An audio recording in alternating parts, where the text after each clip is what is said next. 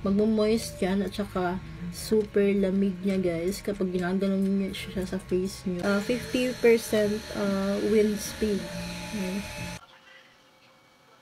So, kanina nag-work ako with battery life niya is 22%. Yan. Nakauwi na ako ng bahay guys at tingnan nyo yung mini fan ko. Meron pa siyang battery life. Yan. Yan.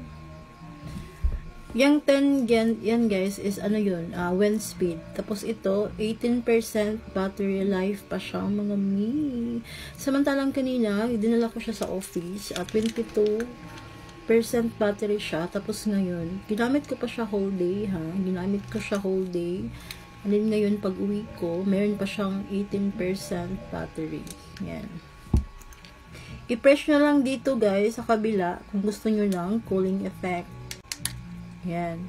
Kapag nag-green na yan, ibig sabihin yan, mag-ano na yan guys, mag-aayos na yung dito niya sa gitna. Yan. So, yan. Super malamig na parang may ice. Yan.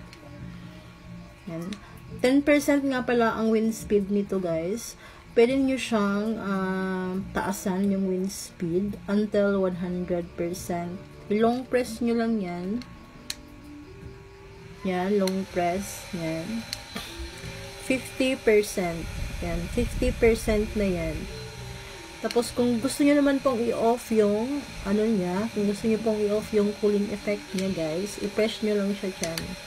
Yan, nawala na yung green niya, guys. So, ito is, malakas na to siya, 50%. Tapos, ang battery life naman niya is 18%.